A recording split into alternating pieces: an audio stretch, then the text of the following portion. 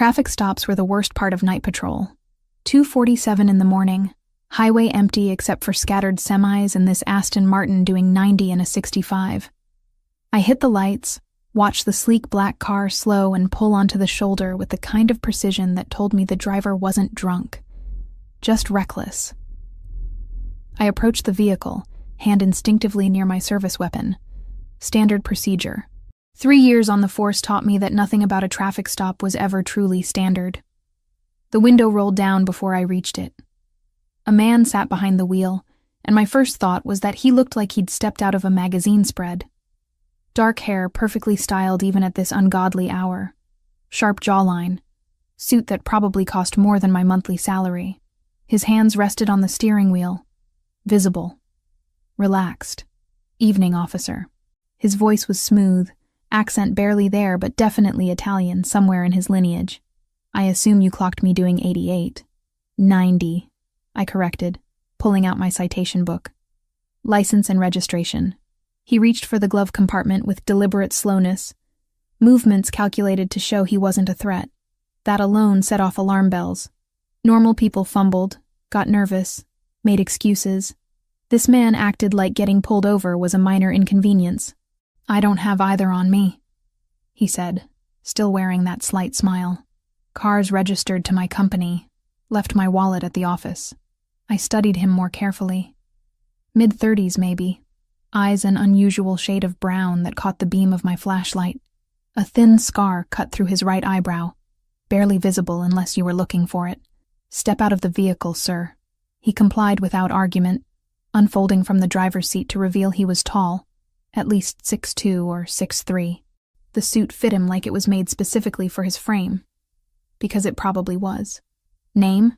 I asked, running through the standard questions while my partner Jenkins ran the plates from our cruiser. Luca Ricchetti. Something about the way he said it made me pause. Like he expected me to recognize it. I didn't. You know why I stopped you, Mr. Ricchetti? I have several theories, he said. And there was amusement in his tone that irritated me. But I suspect excessive velocity is the official reason. Jenkins appeared beside me, slightly out of breath. Vehicles registered to Ricchetti Imports. Everything checks out. No license, no registration on his person, I told Jenkins. We're bringing him in for processing. For the first time, Ricchetti's expression shifted. Not to concern, but something closer to interest. Is that really necessary? I can have my assistant bring the documents to the station within the hour. Turn around, hands behind your back. He did, still wearing that infuriating half-smile. As I secured the handcuffs, he leaned slightly closer, voice dropping to barely above a whisper but still audible. I want you to be mine. My hands froze for a second. Excuse me? You heard me, Officer Morgan. His eyes had dropped to my nameplate. I want you to be mine. Heat rushed to my face, equal parts anger and something I refused to name. You're under arrest for driving without proper documentation and reckless driving. You have the right to remain silent, and I suggest you use it. Jenkins took his other arm, shooting me a confused look. We led Ricchetti to the cruiser, and I was hyper-aware of every eye in the vicinity watching. A truck driver had pulled over to watch the scene. Someone across the highway had their phone out, probably recording. Perfect. Just perfect. At the station, processing took all of 20 minutes. Ricchetti sat in the holding area looking completely at ease, like he spent every Tuesday night in police custody. He answered every question with polite accuracy, never losing that calm demeanor. Captain Reed emerged from her office, took one look at him, and her expression went carefully neutral. That was my second warning sign. Reed had been on the force for 23 years. Nothing rattled her. Officer Morgan, Jenkins? My office, now. We left Ricchetti with Officer Davis and followed Reed into her cramped office. She closed the door with more force than necessary. Do you know who that is? She asked without preamble. Luca Ricchetti, I said. Owns an import company, drives too fast, and has boundary issues. Reed's jaw tightened. Let him post bail. Get him out of here. Captain, he was doing 90 without documentation. I don't care if he was doing 120 while juggling chainsaws. Process the citation and let him go. Jenkins and I exchanged glances. Reed wasn't the type to let anyone slide, regardless of money or connections. Is there something we should know? I asked carefully. Just do it. And Morgan, stay away from him. That's an order, not a suggestion. 30 minutes later, a lawyer in a suit that probably cost more than my car showed up. Bail was posted. Richetti walked out of holding looking exactly as composed as when he'd walked in. He paused at the front desk where I was finishing paperwork. Thank you for your service, Officer Morgan. I'm sure we'll see each other again soon. I sincerely doubt that, Mr. Richetti. That smile again, the one that made my stomach do something complicated. We'll see. He left. I went home. Took a shower hot enough to scald away the memory of his voice in my ear. That ridiculous statement that still echoed in my head. I want you to be mine. Who said things like that? To a cop? While being arrested? Sleep came eventually, restless and thin. My phone buzzed around noon. I'd pulled a double and was finally off rotation for 36 hours. The text from Jenkins simply said, "Check the department group chat." I opened it to find controlled chaos. Someone had posted a video link. I clicked it, stomach already sinking. The video was grainy, shot from across the highway but clear enough. Me approaching the Aston Martin. Me cuffing Richetti. The angle didn't capture audio, thank God, but the comments underneath were already speculating about who he was, what he'd done. One comment caught my eye. That's Luca Richetti. My cousin works port security, says he basically runs half the docks. I was about to close the app when my doorbell rang. I wasn't expecting anyone. Through the peephole, I saw a delivery man holding an enormous bouquet of white roses. At least 3 dozen, arranged with the kind of artistry that screamed expensive. I opened the door. I think you have the wrong address. Olivia Morgan? He checked his tablet. That's me, but I didn't order. Delivery for you, ma'am. Sign here. I signed because what else was I going to do? And took the flowers inside. They smelled incredible, filled my small apartment with their fragrance. The card was simple, cream-colored cardstock with elegant handwriting. Thank you for your courtesy, Officer Morgan. L.R. I should have thrown them out. Should have reported it as harassment or intimidation or whatever the correct protocol was. Instead, I put them in water and stared at them for way too long, trying to figure out why my hands were shaking. Captain Reed's office smelled like burnt coffee and old case files. She'd called me in first thing when I reported for my next shift, her expression more serious than I'd seen in months. Close the door, Morgan. I did, settling into the worn chair across from her desk.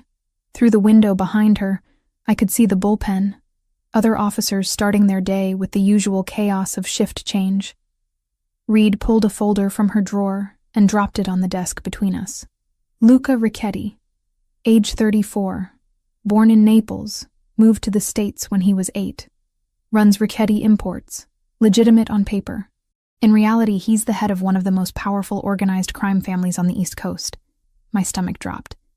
You're saying he's Mafia? Yes. His father ran the organization before him. Luca took over when he was 19 after his parents were killed in what the official report called a car accident. Reed's finger tapped the folder. It wasn't an accident. Rival family took them out. Luca consolidated power within 6 months and has held it ever since. I thought about the man in the tailored suit, the way he'd smiled when I cuffed him. That calm, almost amused demeanor suddenly took on a different weight. He's been under federal investigation 3 times, Reed continued. Nothing's ever stuck. He's careful, insulated, doesn't get his hands dirty directly. Why are you telling me this? Reed leaned back in her chair, studying me with those sharp eyes that missed nothing. Because I need you to understand the situation. That traffic stop video went viral locally. You're visible now, associated with him. Even if it was just doing your job. That's not my fault. No, it's not. But there's something else you need to know. She paused, seeming to choose her words carefully. We've had leaks in the department. Information getting out that shouldn't. Details about ongoing investigations. Surveillance schedules. Someone's feeding intel to someone on the outside.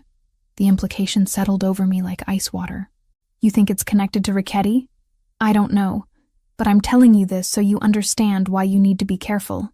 Stay away from him, Morgan. Don't engage if he contacts you again. These people, they don't play by rules we recognize. I left her office with more questions than answers. The folder's contents burned into my memory. The bullpen felt different now, like I was seeing everyone through new eyes. Who was the leak? Was it someone I worked with every day? Jenkins caught up with me at my locker. Everything okay? Reed looked intense. Just routine follow-up on the Richetti stop. I kept my voice neutral. Nothing serious. He nodded, accepting it, and headed out for patrol. I watched him go, hating that I was suddenly suspicious of everyone. The next 3 days were tense and uneventful. I kept checking over my shoulder, expecting something to happen, but nothing did. Life continued. I worked my shifts, went home, tried to sleep. Then the coffee shop happened. I stopped at my usual place on 4th Street before my morning shift. I'd been going there for 2 years, knew the staff by name, had my order memorized by everyone who worked the counter. Luca Richetti was sitting at a corner table with a newspaper and an espresso. He looked up as I entered, and that slight smile appeared. "Officer Morgan, what a pleasant coincidence." "Is it?" I kept my voice flat, moved to the counter without acknowledging him further. Ordered my usual, paid, tried to ignore the weight of his attention on my back. When my coffee was ready, I took it and headed for the door. His voice stopped me. "You should know that video has made you quite famous in certain circles." I turned. "I don't know what you're talking about. The traffic stop. It's being discussed by people who have interest in my movements. That makes you interesting by association." He folded the newspaper precisely. "You should be careful, Officer Morgan." "Is that a threat?" "A warning. There's a difference." He stood, leaving money on the table. "Enjoy your coffee." He left before I could respond. I stood there, pulse hammering, coffee cooling in my hands. The next morning, he was at the gym when I arrived for my 6 a.m. workout. Different location, same result. He was on the rowing machine, barely breaking a sweat, and nodded politely when he saw me. I left without exercising. The day after, I saw his Aston Martin parked outside the grocery store I used. He was in the produce section, examining tomatoes like he had all the time in the world. I grabbed my essentials and got out of there, skin crawling with the sensation of being watched. The pattern was clear. He wasn't hiding it, wasn't trying to be subtle. Wherever I went, he appeared. Always polite, always at a distance. Never quite crossing the line into anything I could officially report. On the 4th day, I'd had enough. I waited in the gym parking lot, next to his car. When he emerged, I was leaning against the Aston Martin's hood. "We need to talk." He didn't look surprised. "I was wondering when you'd confront me directly. Why are you following me?" "I'm not following you. I'm simply existing in the same spaces you frequent. It's a free country." That infuriating smile again. "But since you asked, I think we should have a conversation about your safety." "My safety is fine." "Is it?" He moved closer, not threatening, but suddenly I was aware of how much bigger he was. "That video put you on a radar you don't understand. The Yamaguchi family has been trying to move into my territory for months. They've been escalating, using violence, targeting civilian connections. I'm not your connection. I arrested you." They don't see it that way. They see a beautiful police officer who got my attention, who I sent flowers to, who I spoke to in a very specific way while being handcuffed. His eyes held mine. They see leverage. My mouth went dry. "You're saying I'm in danger because of you?" "I'm saying you were put in danger the moment that video went online. Not by me, by circumstance." He reached into his jacket, slowly, pulled out a business card. "If anything unusual happens, anything at all, you call this number. Franco Zanarello. He's my head of security, and he'll respond immediately. I'm a cop. I don't need a criminal security detail." "Then pray you don't need it." He pressed the card into my hand. "But keep it anyway." He got into his car and drove away, leaving me standing in the parking lot with a business card burning a hole in my palm. I should have thrown it away. Should have gone straight to Captain Reed and reported the conversation. Instead, I put it in my wallet, behind my badge, where I could pretend it didn't exist. That night, I pulled up the video again. Watched myself cuff Luca Richetti, watched the smooth way he moved, the control in every gesture. Read through hundreds of comments. many of them speculating about his identity. One comment thread caught my attention. My aunt works at the port. Says the Yakuza's been pushing hard into Richetti territory. It's gonna get ugly. Another. Friend in the FBI says they've been watching him for years. Can't touch him, though. Guys like smoke. I closed the laptop and stared at the white roses on my kitchen counter. They were starting to wilt, petals browning at the edges. But I hadn't thrown them out. Something told me I should be more afraid than I was. Instead, I felt something else entirely. Something dangerous and complicated that I refused to name. My phone buzzed. Unknown number. The message was simple. Stop looking into things you don't understand. This is friendly advice. I stared at it for a long time before deleting it. Then I took Franco Zanarello's card out of my wallet and put it on my nightstand. Just in case. The double shift left me exhausted enough that I almost missed it. I'd worked 16 hours covering for Jenkins, who'd called in sick, dealt with 2 domestic disturbances and a bar fight, and all I wanted was my bed and 8 hours of uninterrupted sleep. My apartment building looked normal. Same cracked concrete steps, same flickering light in the hallway that the landlord kept promising to fix. I climbed to the 3rd floor, keys already in hand, and stopped dead when I saw my door. It was closed, but wrong. The frame was splintered near the lock, paint chipped away where someone had forced entry.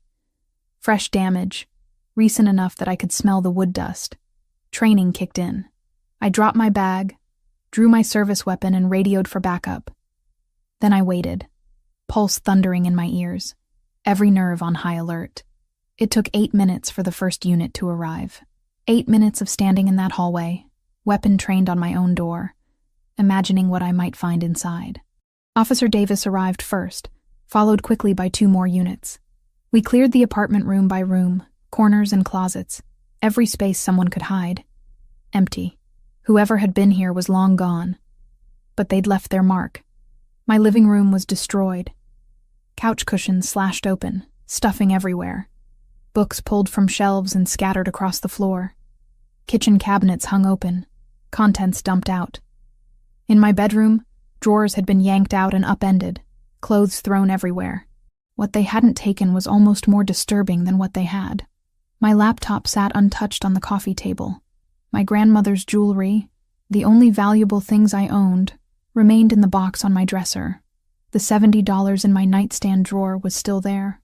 This wasn't a robbery. Davis moved through the rooms, documenting everything with his camera.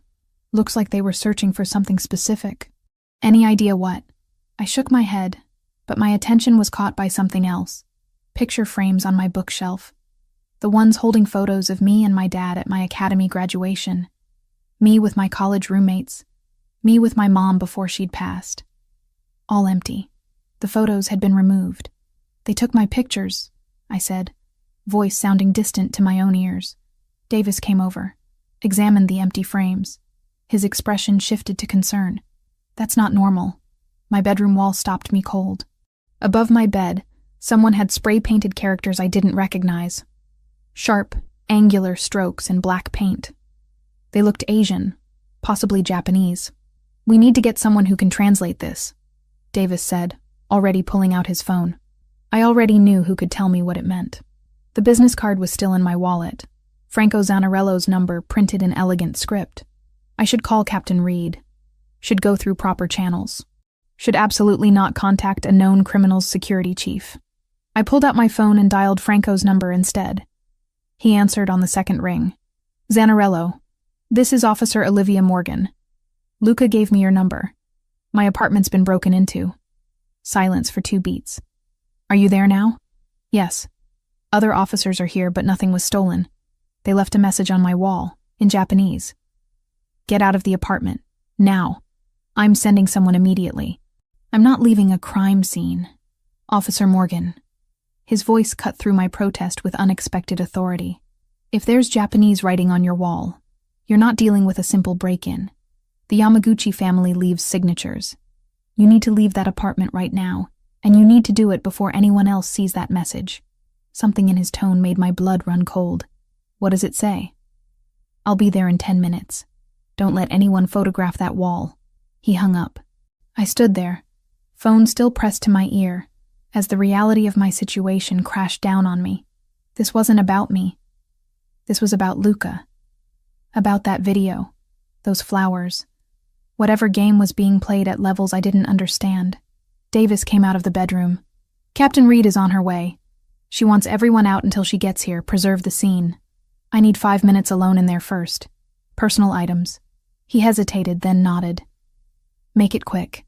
I went back into my bedroom and took photos of the Japanese characters with my personal phone. Then I grabbed the small fireproof lockbox from under my bed, the one holding my important documents, and shoved it into my work bag. When I emerged, Davis and the other officers were in the hallway. Franco Zanarello arrived exactly 10 minutes after I'd called him. He was shorter than Luca, maybe 5'10", with salt and pepper hair and the kind of face that had seen too much. He wore a dark suit and moved with the confidence of someone used to difficult situations. "Officer Morgan?" He extended a hand. "Franco Zanarello. I'm a security consultant." I shook his hand, aware of Davis watching. "Thanks for coming." Franco's eyes moved past me to the open apartment door. "May I see the message?" Davis stepped forward. "Sir, this is an active crime scene." "I understand. I'm simply offering translation services. I'm fluent in Japanese." Franco's smile was professional, practiced. "Unless you have someone else available?" Davis looked at me. I nodded. We went inside, Franco moving through the space with careful attention. When he saw the characters on my bedroom wall, his jaw tightened. "What does it say?" I asked. "We know your weakness." Franco pulled out his phone and took a photo before turning to me. "This is a Yamaguchi signature. They're a Yakuza organization that's been trying to expand into Luca's territory. This is a message meant for him, using you as the delivery method." "Why me?" "The video, the flowers he sent. They think you matter to him." Franco's expression was grim. "Which means they'll use you to get to him if they can." Davis had followed us in. "I'm going to need you to come down to the station and make a formal statement about this." "Of course." Franco handed him a business card. "Here's my contact information for the report." Captain Reed arrived 20 minutes later. She took one look at the Japanese characters, then at me, and I watched her expression shutter closed. We spoke briefly in the hallway. Her voice low and controlled. "You need to find somewhere else to stay tonight. Maybe with family. My parents are both dead. I don't have anyone." The words came out flat. "I can get a hotel.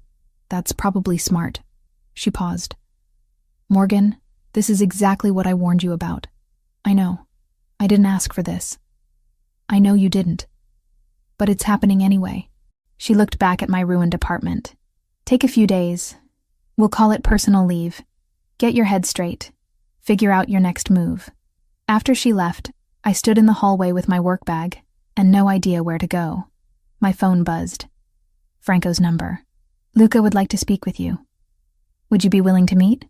"I don't think that's a good idea." "Officer Morgan, with respect, good ideas left the building when the Yamaguchi broke into your home. Luca can offer protection. He can also explain exactly what you're dealing with." I should have said no. Should have hung up, found a hotel, dealt with this through proper channels. "Where?" Franco gave me an address. An hour later, I was pulling up to a warehouse in the industrial district. Not what I expected.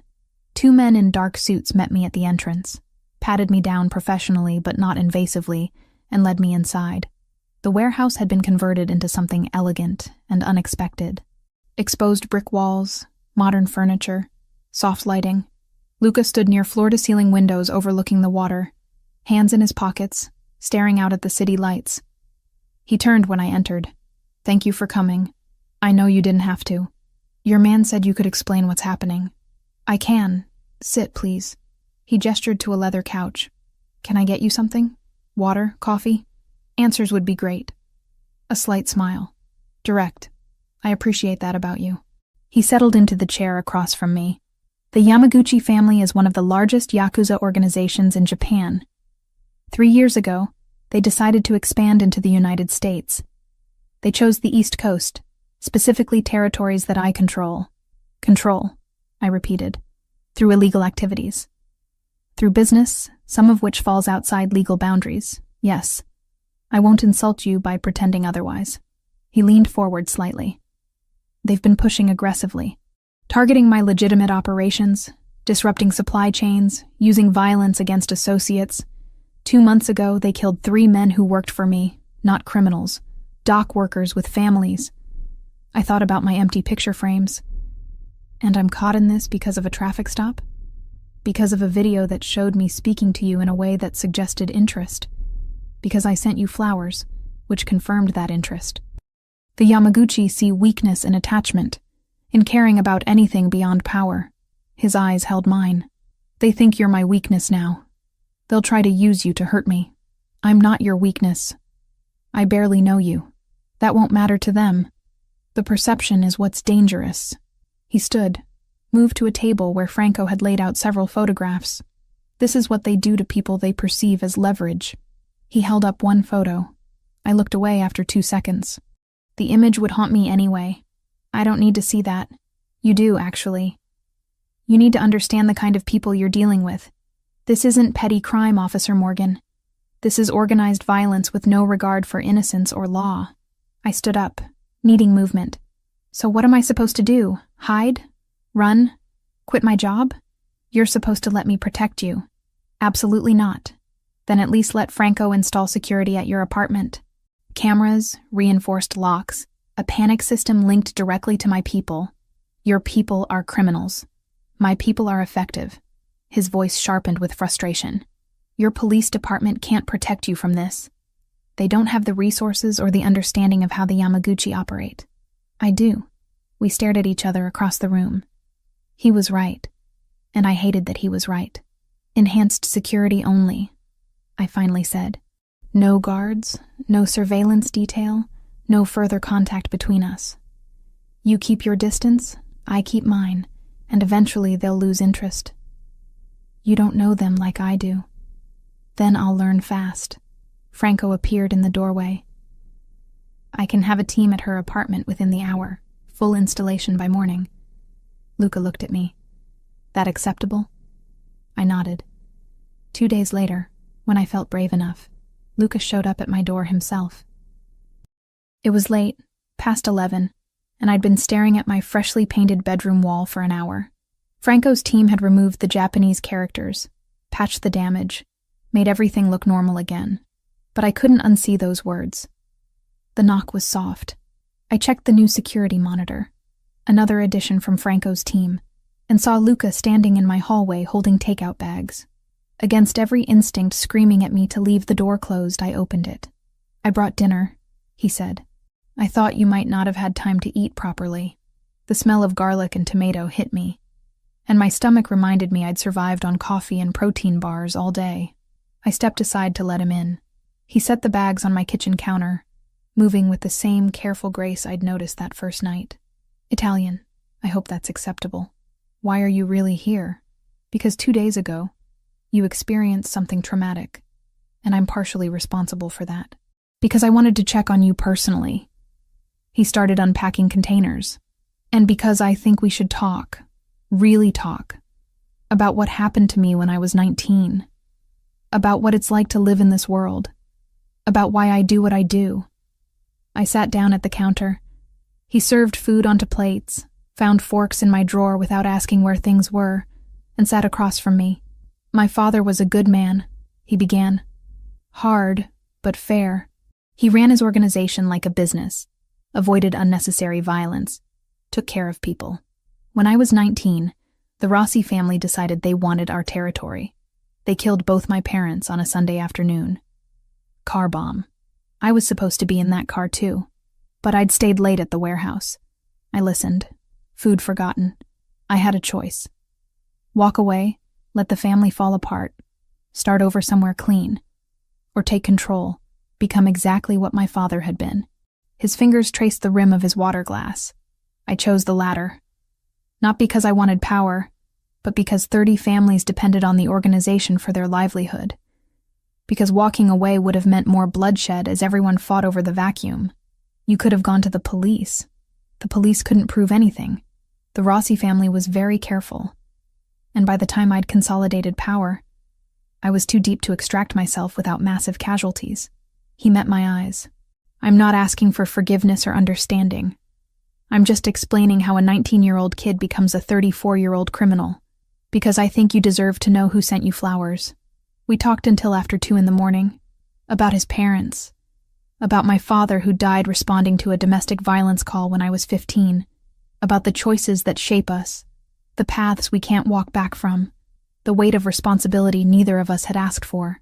When he finally left, I stood at my window watching his car drive away, thinking about how nothing in my training had prepared me for this, for feeling sympathy towards someone like Luca Ricchetti, for understanding, even slightly, the world he inhabited, for wanting to see him again. A week passed with eerie calm. I returned to work, went through my routines with the new security system humming in the background of my life. No more break-ins, no mysterious messages. Luca kept his distance like I'd asked. I told myself I was relieved.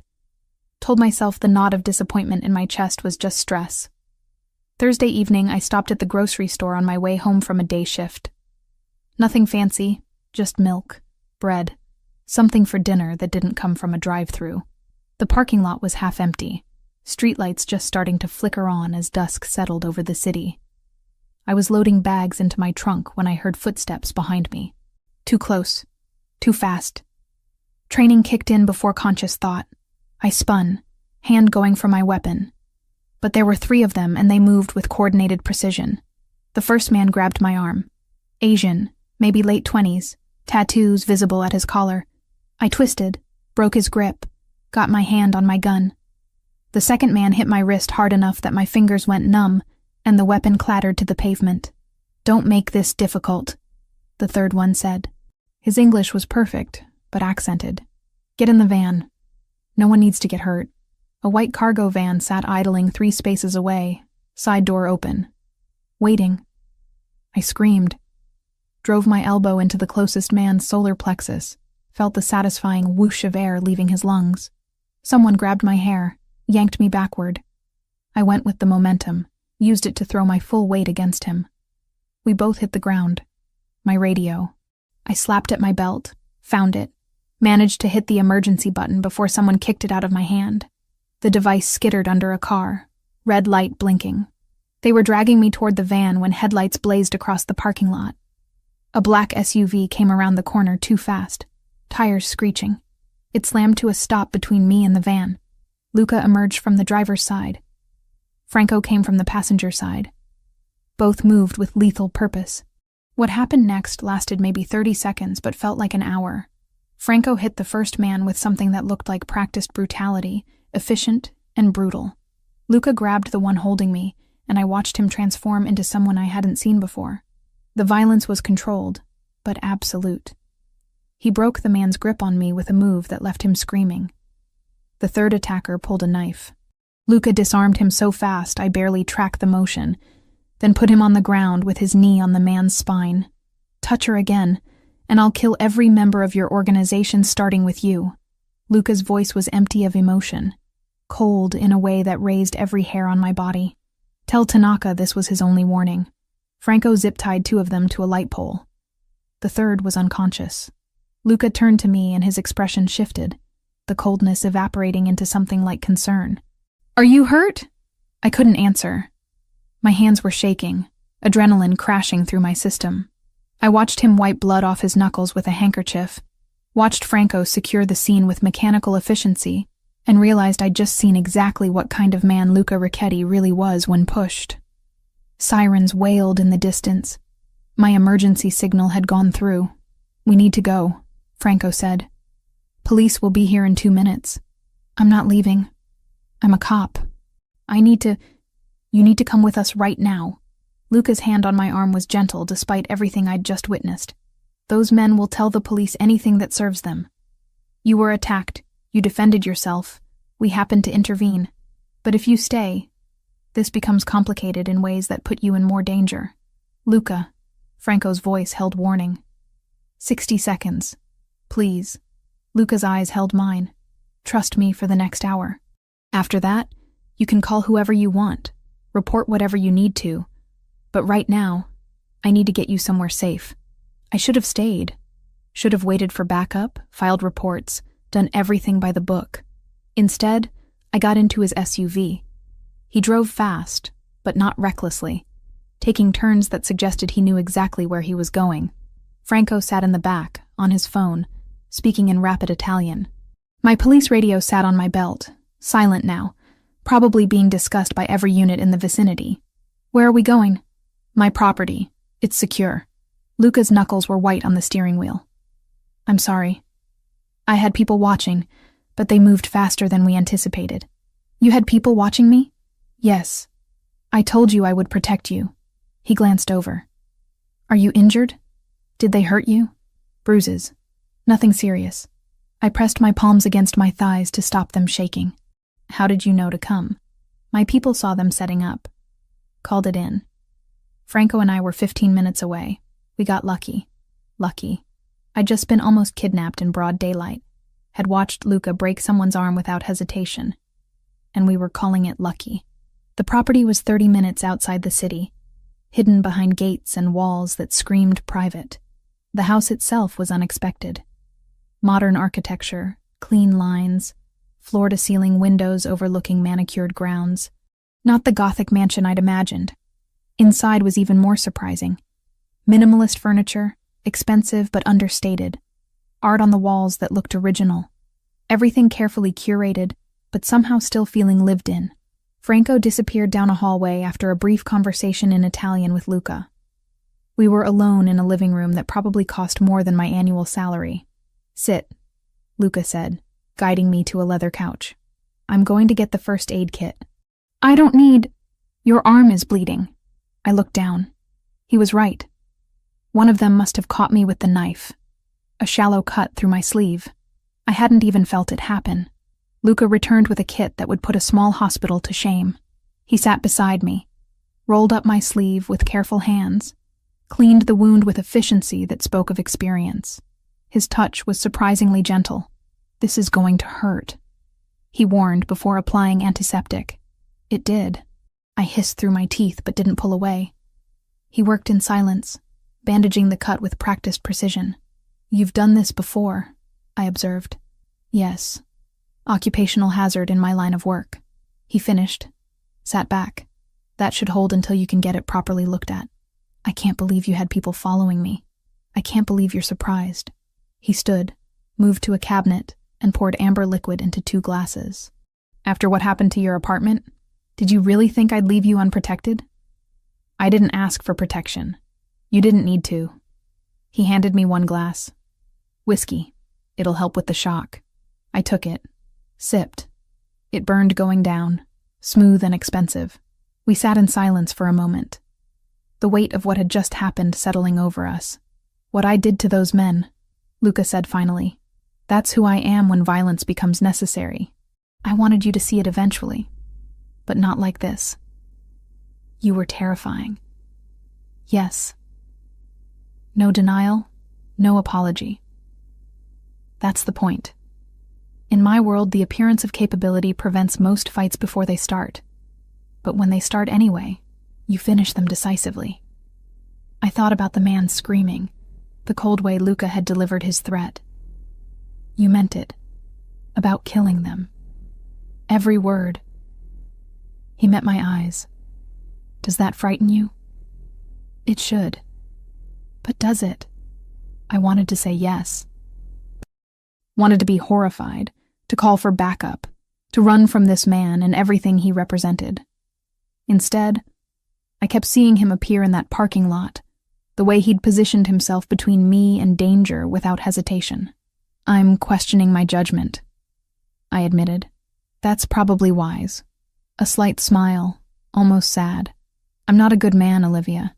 I've done things that would horrify you if you knew the details. But I keep my word, and I protect what's mine. I'm not yours. Aren't you?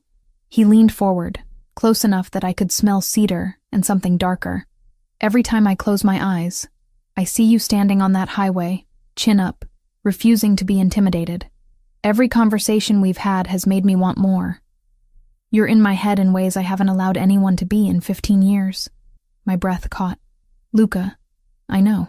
You're a cop. I'm everything you're supposed to stand against. It's impossible and inappropriate and probably dangerous for both of us. His hand came up, fingers brushing my jaw so gently it was almost imaginary. But tell me you don't feel this too. I should have pulled away. Should have said something professional, something that established boundaries. Instead, I leaned into his touch, just slightly, and watched his eyes darken. The moment stretched, fragile and charged. Then his phone rang, shattering it. He pulled back, checked the screen, answered. Yes? Listened. Understood. Keep them there. He hung up, expression shifting to business. The police found the men in the parking lot. One of them is talking, claiming you attacked them unprovoked. That's insane. It's strategy. They'll try to discredit you, make you seem unstable or corrupt. He stood. You need to get ahead of this. Call your captain, explain what happened, get on record first. He was right. I pulled out my phone, saw 17 missed calls from the department, called Captain Reed directly. She answered immediately. Morgan, where the hell are you? I'm safe. I'll explain everything, but you need to know what really happened tonight. I told her. All of it, leaving out only the location where I was now. She listened in silence until I finished. Come in tomorrow morning. First thing. We'll sort this out. Her voice softened slightly. I'm glad you're okay. But Morgan, you're getting pulled into something way over your head. I know. After I hung up, Luca gestured to the hallway. Guest rooms are upstairs. You should stay here tonight. Franco's already arranged for clothes and anything else you might need. I should go home. Your home has been compromised once already. Here, you're safe. His expression was earnest. Please, let me have this much peace of mind. I was too exhausted to argue, too shaken to drive, too confused about everything I was feeling to trust my own judgment. One night, I agreed. Then I figure out what happens next. One night, he echoed, but something in his tone suggested he knew that one night was already more than either of us could take back. Captain Reed's office felt smaller than usual, the walls pressing in as she paced behind her desk. I'd been sitting there for 20 minutes while she read through my written statement for the third time. Let me make sure I understand this correctly. She set the papers down with deliberate care. You were attacked in a grocery store parking lot by 3 men with apparent Yakuza connections. Luca Ricchetti and his associate happened to intervene. You then left the scene before backup arrived and spent the night at Ricchetti's property. That's accurate, yes. Morgan. She rubbed her temples. Do you have any idea how this looks? I was almost kidnapped. I defended myself. Civilians helped. I reported it immediately to you. Civilians. She laughed without humor. The head of an organized crime family isn't a civilian. He's a criminal. And you spending the night at his estate raises questions I can't answer for internal affairs. My stomach dropped. IA is involved? The men you fought are claiming you initiated the attack, that they were simply in the parking lot when you assaulted them without provocation. They're saying Ricchetti's men joined in to protect you because you're involved with him. That's completely false. I know that. You know that. But the optics are terrible. Reed sat down heavily. I have to put you on administrative leave, Morgan. Effective immediately. It's not a punishment, it's protocol while we sort through this mess. Captain, please. It's already decided. Turn in your badge and weapon. Take 2 weeks minimum. We'll reassess after Internal Affairs completes their review. Her expression softened slightly. I believe you. But I need you away from this situation before it gets worse. I left the station feeling hollow. My badge and gun sat in Reed's desk drawer. 27 years old, and my career was potentially circling the drain because I'd done nothing wrong, except exist in the same orbit as Luca Ricchetti. My phone rang as I reached my car. Unknown number. Officer Morgan? A male voice, vaguely familiar. This is Detective Kyle Bennett. We met briefly at the station last month. I work Organized Crime Division. I remember. What can I do for you? I heard about what happened last night. I wanted to check in. See if you're okay. He paused. Also wanted to ask if you've been staying at the same address. For report purposes. Something felt off about the question. I'm staying with friends temporarily. Why? Just updating our files. The Yamaguchi situation is active. We want to make sure we can reach you if needed. Another pause. Are you staying at Ricchetti's property? Warning bells went off. Why would you assume that? Just asking. Word travels fast in our division. His tone was casual, but the question wasn't. Listen, if you need anything, or if you want to talk about what you've observed around Ricchetti, my door's open. Sometimes civilians get caught up in situations they don't fully understand. I appreciate the concern, detective, but I'm handling it. I hung up, skin crawling. Something about that conversation felt wrong. The way he'd asked specifically about Luca's property. The casual probe about what I'd observed. 2 days dragged by. I stayed at my apartment despite Franco's warnings, but I was hypervigilant. Every sound was a threat. Every car that drove past was suspicious. I wasn't sleeping, barely eating, jumping at shadows. On the 3rd day, I gave up and went back to the station to collect some personal items from my locker. The building felt alien now, like I was visiting somewhere I no longer belonged. Officers I'd worked with for 3 years suddenly found reasons to be elsewhere when I appeared. I was leaving through the side entrance when I noticed Detective Bennett in the parking lot, standing beside his car, phone pressed to his ear. Something about his posture made me pause in the doorway, out of sight. No, she's not staying there anymore. Back at her apartment. His voice carried across the pavement. I confirmed it this morning. Yes, the one on Oak Street. Pause. I don't know her schedule. I'll find out. Ice flooded my veins. I pulled back into the building, heart hammering. He was feeding information about me to someone. Someone who wanted to know my location, my routine, the leak Reed had mentioned. It was Bennett. I needed to tell someone, but who? Reed was already dealing with IA breathing down her neck. And I had no proof beyond overhearing half a conversation. My phone buzzed. Franco. Officer Morgan, I need you to listen carefully. We have intelligence that suggests another attempt will be made on you. Soon, possibly within the next 48 hours. How do you know this? We have sources inside the Yamaguchi organization. They're planning something bigger this time. More public, meant to send a message to Luca. I thought about Bennett in the parking lot, confirming my location. I think there's a leak in my department.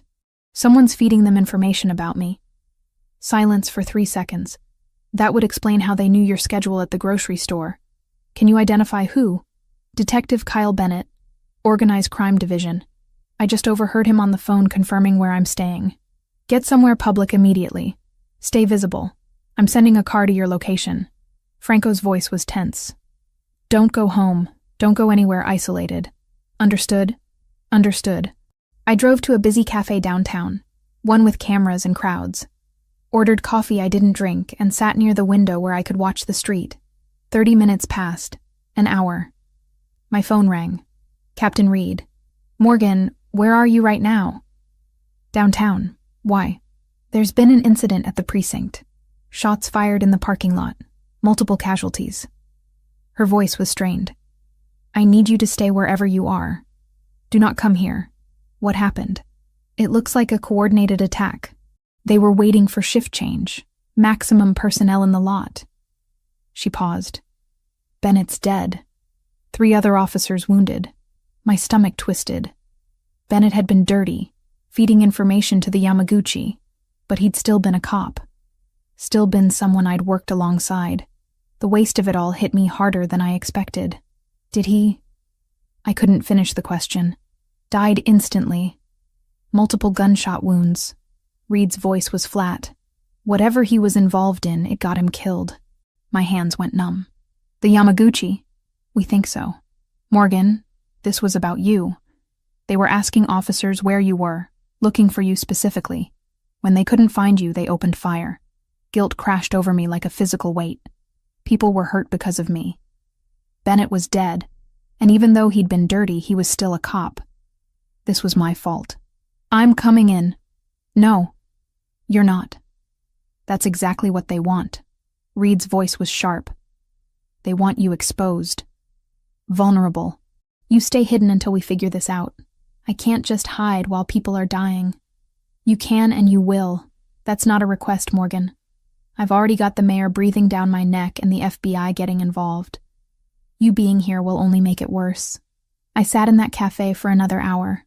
watching police cars and ambulances scream past on their way to the precinct. News alerts started flooding my phone. 3 officers wounded, 1 dead. Suspects fled the scene. Possible gang-related violence. Franco appeared beside my table so quietly I jumped. "We need to go. Now." "How did you—" "Tracked your phone. Come on." He led me to a different SUV, this one with tinted windows and a driver I didn't recognize. We pulled into traffic, heading away from the city center. "Where are we going?" "The property. It's the only place that's truly secure right now." Franco's jaw was tight. "That attack at your precinct was a message. They're escalating because Luca won't give them what they want." "Which is what, exactly?" "Territory. 3 blocks of waterfront property worth about $40 million. Luca controls it, they want it. And they've decided the fastest way to pressure him is through you." We drove in silence for several minutes. Then Franco's phone rang. He answered, listened, his expression darkening. "How many?" Pause. "Get them to the property, all of them." "What's wrong?" "Yamaguchi hit one of Luca's warehouses. 4 men were there, loading shipment. They're alive, but it's bad." He looked at me. "This is a full-scale war now. You being at the property isn't just about protecting you anymore. It's about consolidating everyone Luca cares about in one defensible location." The property gates loomed ahead. Armed guards waved us through. Inside, the peaceful estate I'd seen before had transformed into something else entirely. Men in tactical gear patrolled the grounds. Vehicles were positioned strategically. This wasn't a home anymore. It was a fortress. Luca met us at the door. His shirt sleeves were rolled up, phone in one hand. He looked exhausted. Thank God. He pulled me inside, hands on my shoulders, checking me over. "Are you hurt?" "I'm fine." "Luca, what's happening?" "War." He let go of me, ran a hand through his hair. "The Yamaguchi have decided that taking you will force me to negotiate. They're hitting everywhere at once, trying to smoke us out."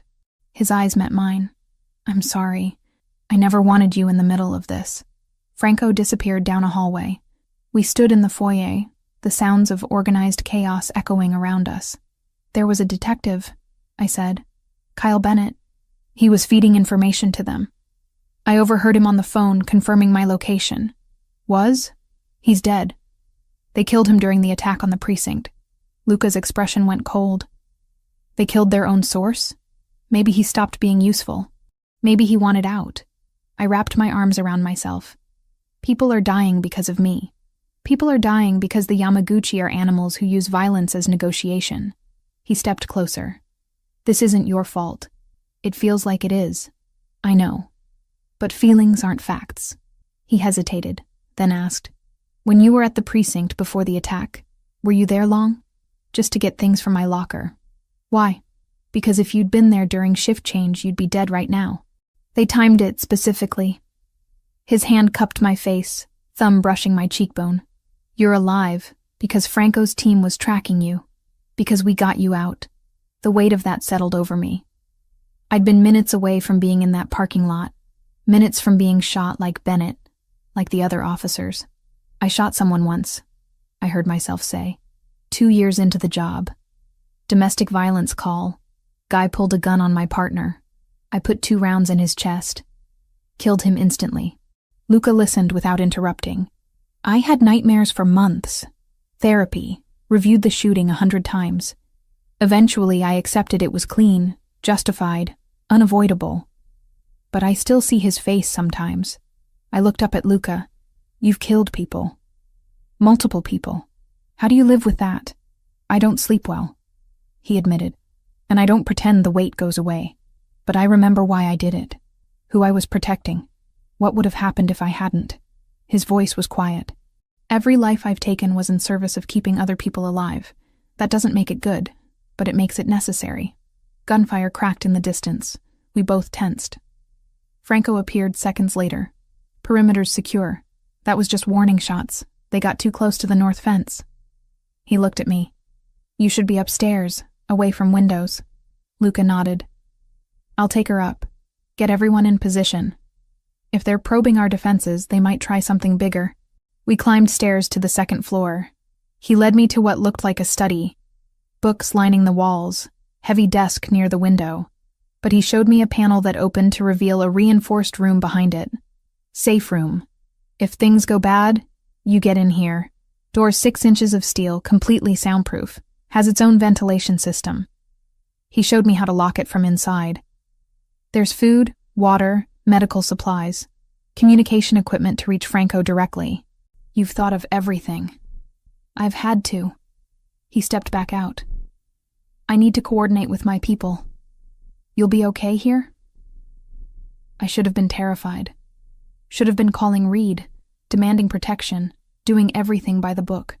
Instead, I felt strangely calm. Surrounded by criminals and violence, I felt safer than I had in my own apartment. Luca. He turned back. After this is over, assuming we both survive, what happens to us? His expression was unreadable. I don't know, but I'd like the chance to find out. He left me in that study with a loaded gun he'd placed on the desk and instructions to shoot anyone who came through the door who wasn't him or Franco.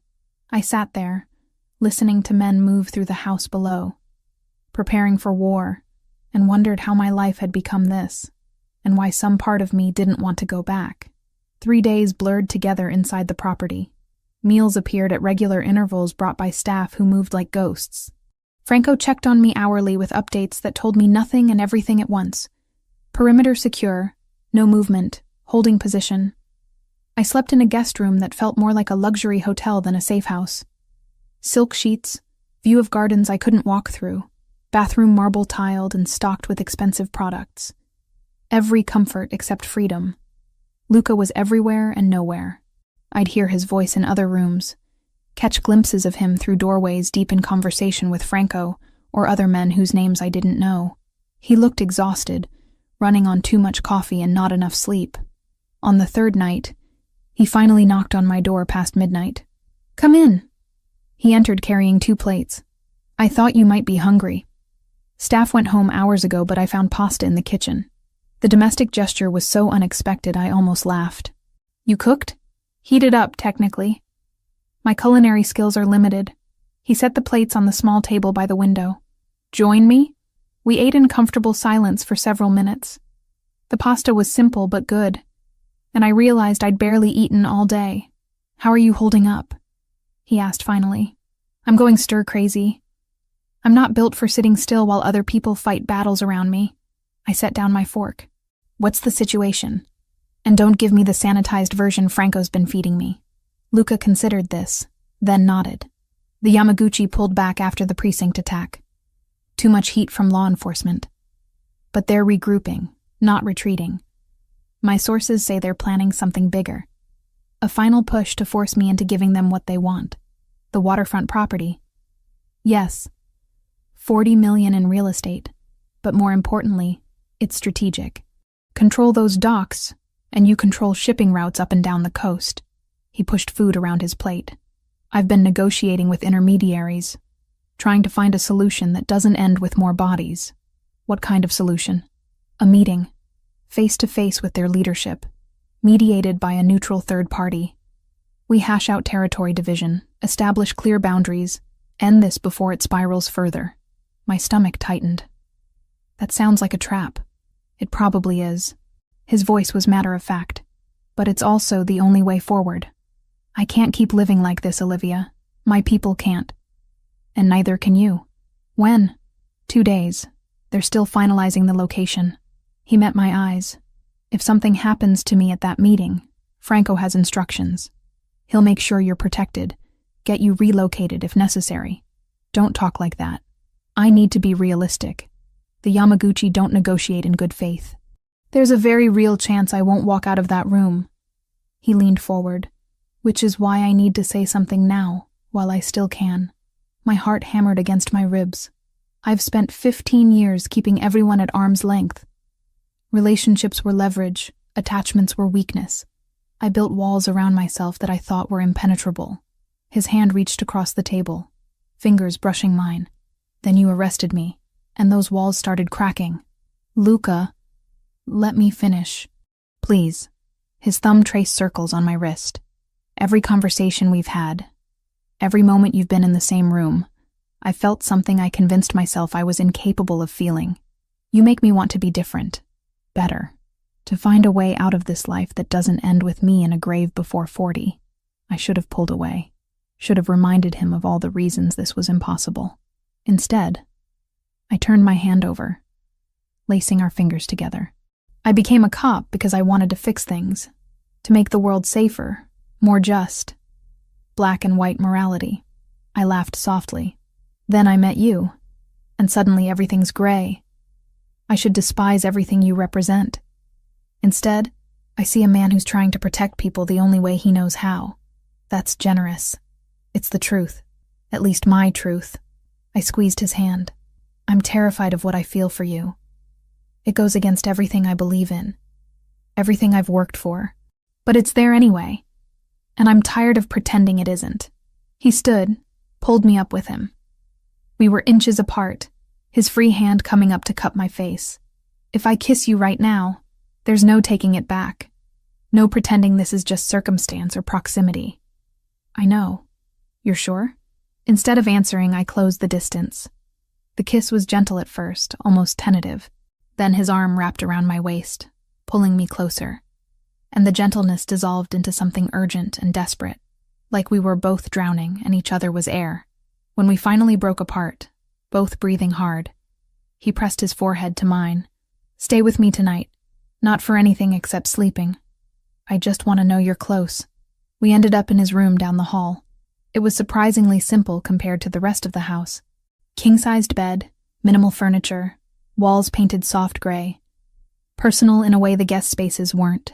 We lay on top of the covers, still fully clothed, face to face in the darkness. His fingers traced lazy patterns on my arm. Tell me something true, he said softly. Something you've never told anyone else. I thought about it. Sometimes I'm glad my dad died when I did. I was 15, still young enough that he's frozen in my memory as perfect. If he'd lived, I would have eventually seen his flaws, his mistakes, been disappointed by him. I paused. I feel guilty about that, like I'm not allowed to be grateful for tragedy. You're allowed to have complicated feelings about trauma. His voice was understanding. That doesn't make you a bad person. Your turn. Something true. He was quiet for so long I thought he wouldn't answer. I think about leaving constantly. Selling everything, walking away, starting over somewhere no one knows my name. But I'm afraid that wherever I go, I'll still be this person. That violence and control are too deeply woven into who I am to ever extract. You're more than what you've done. Maybe. Or maybe I'm exactly what I've done, and everything else is wishful thinking. He pulled me closer. But with you, I want to try. Want to believe I could be different. We fell asleep like that, tangled together. And for a few hours the war outside those walls didn't exist. Morning came too soon. I woke to find Luca already up, standing at the window in the soft light of dawn. He'd put on fresh clothes, looked like he'd showered. Coffee's on the nightstand, he said without turning. Franco's briefing is in an hour. The meeting's been confirmed for tomorrow afternoon. I sat up, reaching for the coffee. It was surprisingly good. Where? Abandoned warehouse on the waterfront. Neutral territory. Supposedly swept for weapons and surveillance. He finally turned to face me. I'm bringing Franco and 2 others. The Yamaguchi are bringing the same. Everyone goes through metal detectors before entering. That doesn't make me feel better. It shouldn't. But it's the best option we have. He crossed to the bed, sat on the edge. I need you to promise me something. What? If things go sideways tomorrow, if Franco tells you to run, you run. No arguments, no hesitation. You get out and you don't look back. Luca, promise me, Olivia. Please. I wanted to argue. Wanted to say I'd fight beside him, that I wouldn't abandon him. But I could see in his eyes how much he needed this reassurance. I promise. He kissed me then. Slow and thorough. Like he was memorizing the taste. When he pulled back, there was something fierce in his expression. This isn't goodbye. I'm coming back. But just in case, I need you to know that meeting you changed everything. Whatever happens tomorrow, I don't regret a single moment. Then make sure you survive to have a lot more moments. He smiled, but it didn't reach his eyes. I'll do my best. The rest of the day moved with painful slowness. Luca was in meetings constantly, planning, strategizing. Franco gave me a brief tutorial on the safe room's communication systems, showed me how to access emergency funds if I needed to disappear. Everyone was preparing for the worst while hoping for the best. Evening found me in the kitchen attempting to make coffee and failing miserably at the complicated machine. Luca appeared behind me, reached around to adjust settings, and suddenly it was working. "You make terrible coffee," I observed. "I have many flaws." He wrapped his arms around my waist, chin resting on my shoulder. "That's definitely one of them. What are the others?" "Stubbornness, control issues, tendency to solve problems with violence first and questions later." He paused. "Falling for a cop who arrested me, which might be the biggest flaw of all." I turned in his arms. "Or the smartest thing you've ever done. We'll see." He kissed my forehead. "Tomorrow, after the meeting, assuming everything goes according to plan, I want to take you somewhere. Just us, no guards, no war. Somewhere normal." "Where?" "There's a stretch of beach about an hour north. Private, quiet. I bought the land years ago thinking I might build something there someday." His thumb brushed my cheekbone. "I want to walk on that beach with you and pretend we're just two people figuring out if this could work. I'd like that." We spent that night together again, but this time it was different. More intense, more present. Like we were both acutely aware that tomorrow could shatter everything.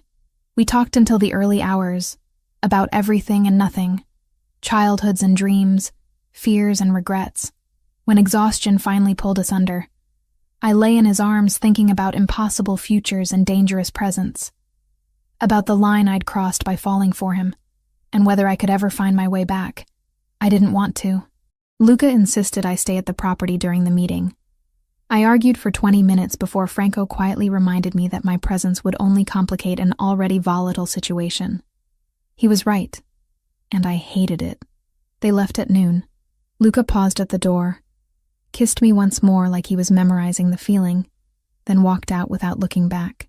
Franco followed with 2 men I recognized from the security detail. 4 against however many the Yamaguchi brought. The house felt empty after they left. Staff moved through rooms on silent feet, but the energy had changed. Everyone was waiting, tense, for news that might not come. I tried to distract myself, attempted to read, gave up after 3 pages, made coffee, poured it out untouched, paced the study until my legs ached, finally settled by the window, watching the driveway, phone clutched in my hand. An hour passed, then another. My mind created 1,000 scenarios, each worse than the last. Ambush, execution, betrayal. At hour 3, my phone rang. Franco. "It's happening. Not good." Then gunfire erupted through the speaker, and the line went dead. My heart stopped. I tried calling back. Nothing. Tried Luca's phone. Straight to voicemail. Tried Franco again. No answer. The security guard stationed outside my door knocked. "Miss Morgan, we have orders to move you to the safe room immediately." "What's happening?" "Unknown situation at the meeting location. Protocol is to secure you until we have more information." I let him lead me to the reinforced room behind Luca's study, but I didn't lock the door. I sat there, phone in hand, willing it to ring. 10 minutes. 20. Nothing. Then movement outside. Multiple vehicles coming up the driveway too fast. I ran to the window, saw Franco's SUV screech to a stop. Men poured out, and they were carrying someone. Luca. I was down the stairs before conscious thought, bursting through the front door as they carried him inside. Blood stained his white shirt, and his face was too pale. "What happened?"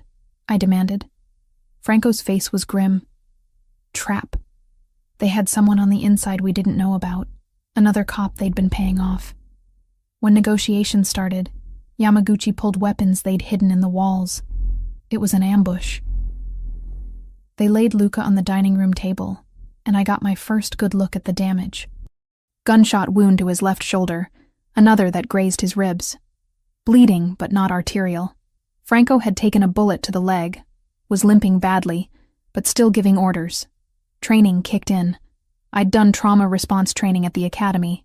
I need towels, hot water, first aid supplies. Now. Someone ran. I pressed my hands to Luca's shoulder, applying pressure. His eyes opened, unfocused, then found mine.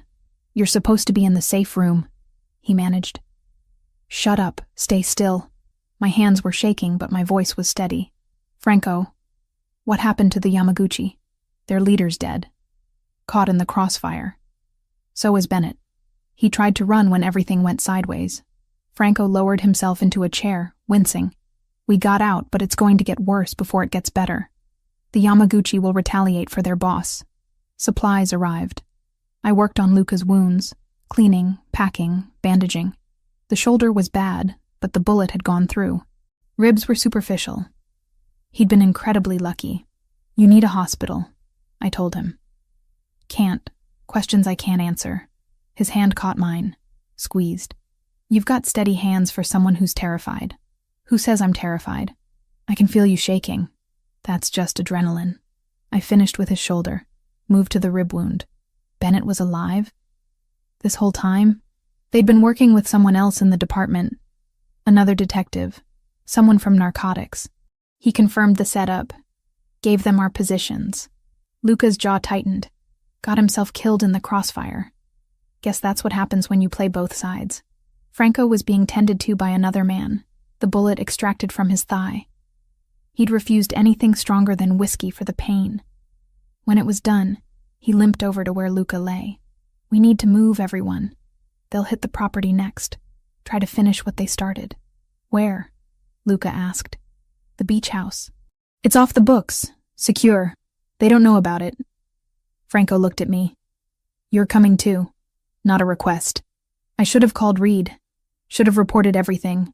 Let proper authorities handle it. Instead, I nodded. We moved fast. Luca could walk with support. I helped him to the SUV while others loaded supplies, weapons, equipment. The small convoy left the property within 30 minutes, leaving a skeleton crew to defend what was likely about to become a war zone. The drive took an hour and a half. Luca sat beside me, head back against the seat, breathing carefully. I kept checking his bandages for fresh blood. The wounds had stabilized, but he needed proper medical attention soon. "I'm sorry," he said quietly. "For what? Getting you deeper into this. You saved my life back there, and now you're an accessory to God knows how many crimes. I made my choice."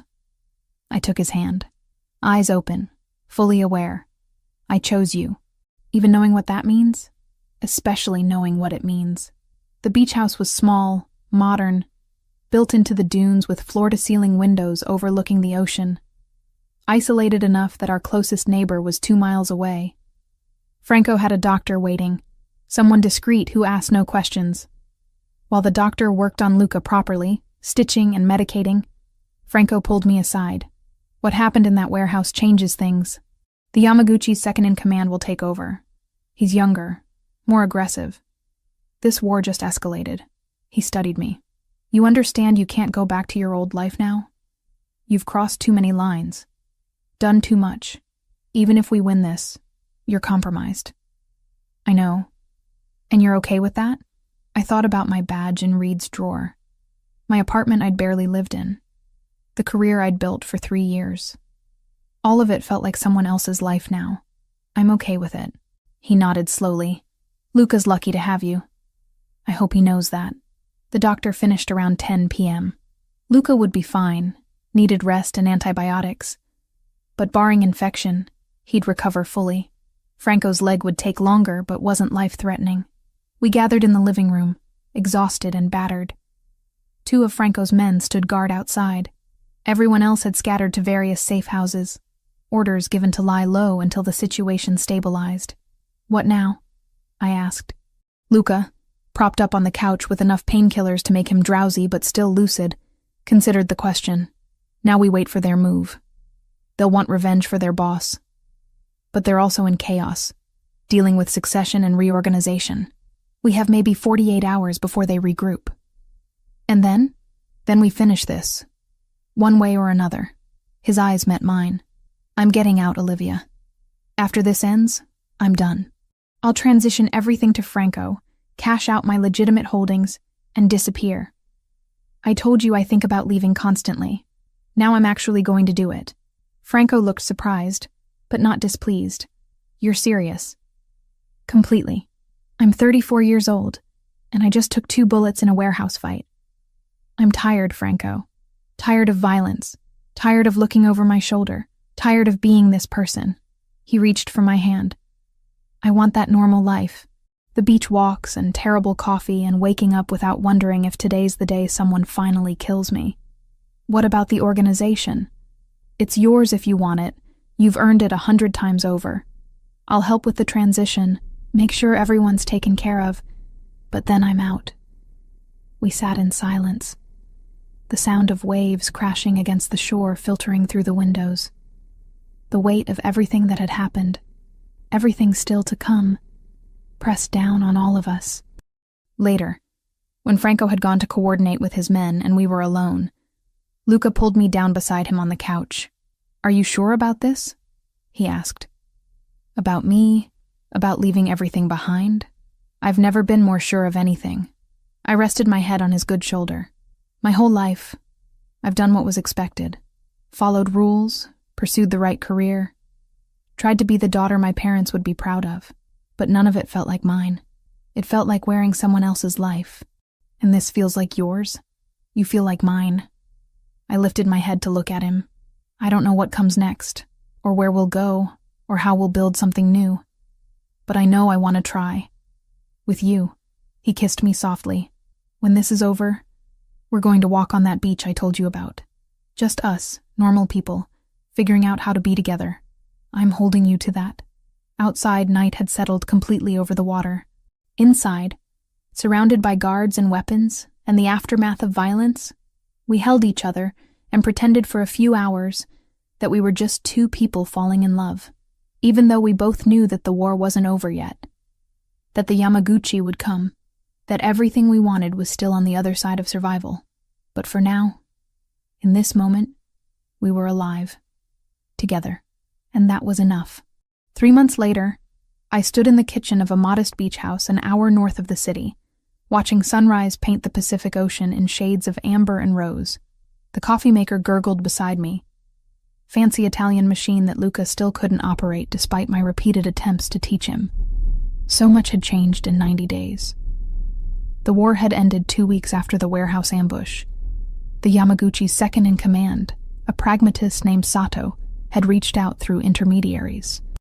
Both organizations were bleeding resources, losing people, attracting too much law enforcement attention. A territory split was negotiated. Luca kept his waterfront properties. They got shipping routes on the south side and 3 blocks of commercial real estate, an uneasy peace that had held, because both sides were exhausted. True to his word, Luca had dismantled his empire with methodical precision. Franco took over day-to-day operations, slowly legitimizing what could be legitimized and cutting loose what couldn't. Luca sold off properties, transferred assets into trusts, set up pension funds for families who'd worked for his father. The transition took months of careful planning, but he'd done it. I'd submitted my resignation to the police department 6 weeks ago. Captain Reed had accepted it without surprise, her expression understanding when I met with her in a neutral location. We didn't discuss details. She didn't ask where I was going or who with. We both knew, and she'd chosen to let me walk away cleanly. No charges, no investigations into my actions during the Yamaguchi situation. A gift I hadn't expected but deeply appreciated. The Internal Affairs Review had concluded I'd acted appropriately given the circumstances. Self-defense against verified gang members. But everyone understood I couldn't return. Not after the choices I'd made. Not after crossing lines that couldn't be uncrossed. I'd processed the loss of my career in stages. Anger first, at the unfairness of it. Then grief for the life I'd planned, the future I'd imagined. Finally, acceptance. I'd chosen this path with open eyes. And while it hurt to leave police work behind, I didn't regret the reasons why. Luca had set me up as a security consultant for his legitimate businesses. The work was similar to police work in some ways, assessing threats, developing protocols, training personnel. It paid well and kept my skills sharp. More importantly, it was clean. Legal. Something I could build a real career around without compromising my values further. We'd bought this house together last month. Small, 3 bedrooms, built into the dunes with windows overlooking water. Private enough for safety, close enough to civilization that we didn't feel completely isolated. It was the first place that felt like ours. Not a safe house or temporary shelter, but an actual home. Footsteps behind me. Arms wrapped around my waist. Luca's chin resting on my shoulder. He'd healed well from his wounds. Scars remained. Thin lines across his ribs and shoulder, but no lasting damage. Franco had recovered too. Only a slight limp remaining on cold days. "You're up early," Luca murmured against my neck. Couldn't sleep. I leaned back into his warmth. Too much on my mind. "Want to talk about it?" I turned in his arms, nervous energy buzzing through me. I'd been holding this news for 2 days, waiting for the right moment. Sunrise in our kitchen felt right. "I have something to tell you." His expression shifted to concern. Should I be worried? No, but it's big. I took his hand, placed it on my stomach. "I'm pregnant." For 3 full seconds, he just stared at me. Then his face transformed into something I'd never seen before. Pure, uncomplicated joy mixed with wonder and a touch of fear. "You're sure?" Took 3 tests. All positive. I'm about 10 weeks along. I searched his face, trying to read his reaction beyond the initial surprise. "I know this isn't planned. We've only known each other 4 months. We're still figuring out how to be together, and everything's still uncertain." He kissed me, cutting off my nervous rambling. His hands cradled my face like I was something precious and fragile. When he pulled back, his eyes were suspiciously bright. "This is the best news you could have given me." Relief flooded through me so intensely my knees went weak. "Really? Because I spent the last 2 days convinced you'd think it was too soon, that we weren't ready." "It is too soon. We're absolutely not ready." He laughed, the sound full of genuine happiness. "But I don't care. A baby, Olivia. Our baby. This is everything I didn't know I wanted until right now." "You're not scared?" "Terrified," he admitted. "I have no idea how to be a father. My own died when I was 19, and before that he was teaching me how to run a criminal empire, not how to change diapers or go to parent-teacher conferences." His thumb brushed my cheekbone. "But I want this. Want to give our child the life I never had. Normal, safe, filled with choices instead of obligations." I pressed my forehead to his. "We're going to be terrible at this. Probably. But we'll be terrible together." He pulled back slightly. "Although we should probably get married before the baby comes. I'm traditional about some things." "Did you just propose?" "That was definitely not a proper proposal." "I'll do better, I promise. With a ring and everything." He grinned. "But yes, eventually, I'm absolutely proposing. If you'll have me. Let me think about it." I pretended to consider. Reformed Mafia boss with terrible coffee skills and a tendency to solve problems with violence. What's not to love? "I'm working on the violence thing." "I know you are." I kissed him softly. "And yes, when you ask me properly, I'll say yes." We stood in our kitchen as morning light filled the space, holding each other. The future suddenly more real and tangible than it had been minutes before. Not the future I'd planned when I'd graduated from the police academy at 24, but maybe a better one. Franco arrived mid-morning for his weekly check-in. He'd been staying in the city, managing the transition while Luca and I built our new life at the beach. His leg had healed well, only bothering him when weather changed. He looked good, more relaxed than I'd ever seen him. "You both look disgustingly happy," he observed, accepting coffee from Luca. "What happened?" "We're having a baby," Luca announced, unable to contain his grin. Franco's eyebrows shot up. Then a slow smile spread across his usually serious face. "Congratulations, both of you. A baby. That's wonderful news. How are things in the city?" I asked, steering the conversation to business. "Stable. The Yamaguchi are keeping to their territory. We're keeping to ours. Most of our former operations are fully transitioned now. I've got legitimate business managers running the legal companies, and the less legal stuff is being phased out gradually." He pulled out a folder. "Which brings me to why I'm here. Final paperwork for you to sign, Luca. After this, you're officially out. Clean break." Luca took the folder, flipped through documents with practiced efficiency. "The pension arrangements for the families? All set. Everyone who worked for your father or directly for you gets monthly payments. Enough to live on comfortably, with increases built in for inflation. Franco sipped his coffee. You're leaving them better off than most bosses would. They were loyal for 2 decades, some of them for longer. It's the least I can do. Luca signed papers, passed them back. And you're sure you want to keep running things? I am, but I'm doing it differently. No unnecessary violence. No expansion wars. Just managing existing interests and slowly going legitimate. Franco met Luca's eyes. You taught me there's a better way. I'm putting that into practice. After Franco left, Luca and I walked the beach.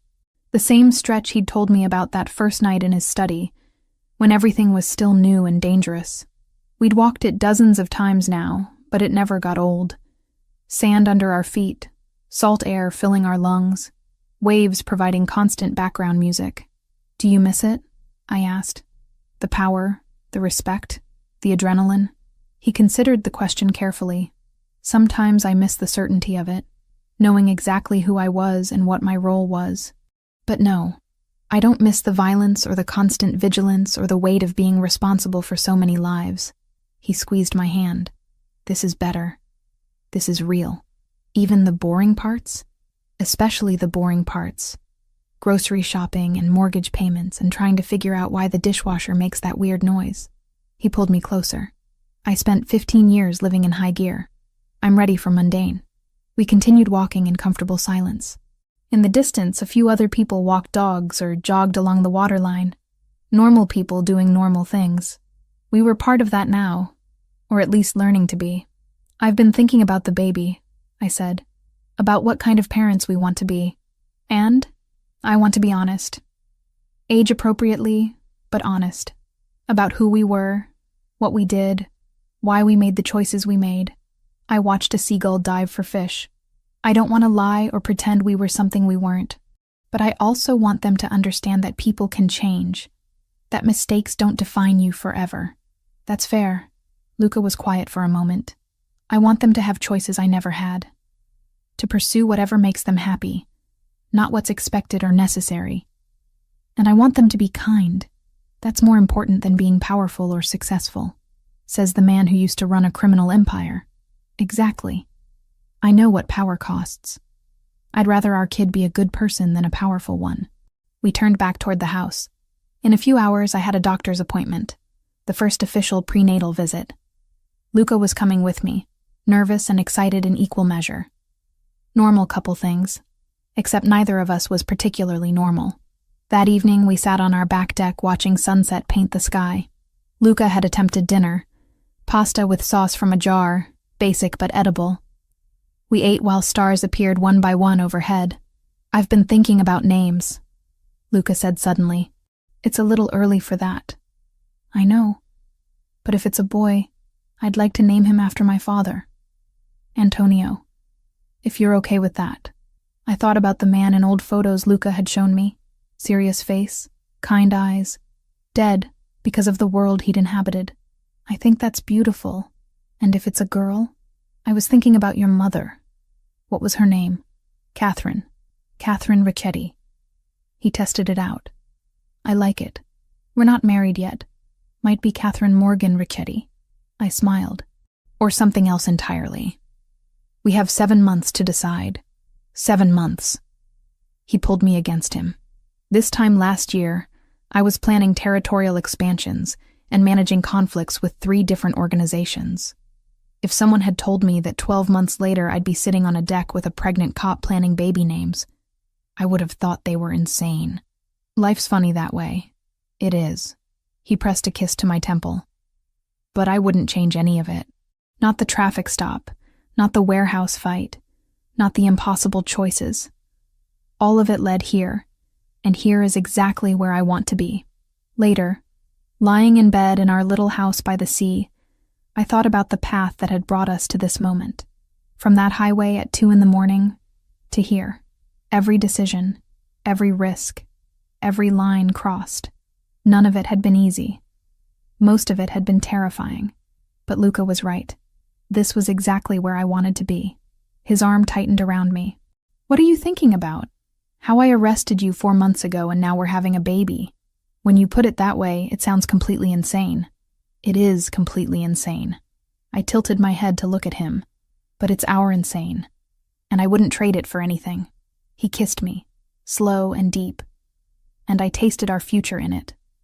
Not perfect, not uncomplicated, but real and ours, and built on a foundation of choices we'd both made with open eyes. Outside, waves crashed against the shore in eternal rhythm. Inside, we held each other and dreamed about the life we were building, the baby who would arrive in 7 months, the wedding we'd plan eventually, the normal, boring, beautiful existence we'd fought so hard to claim. Morning would bring new challenges. Luca's coffee would still be terrible. I'd probably overcook breakfast while trying to read pregnancy books simultaneously. We'd argue about furniture for the nursery and whether we needed to move somewhere with better schools eventually. But tonight, in this moment, everything was perfect. And that was enough.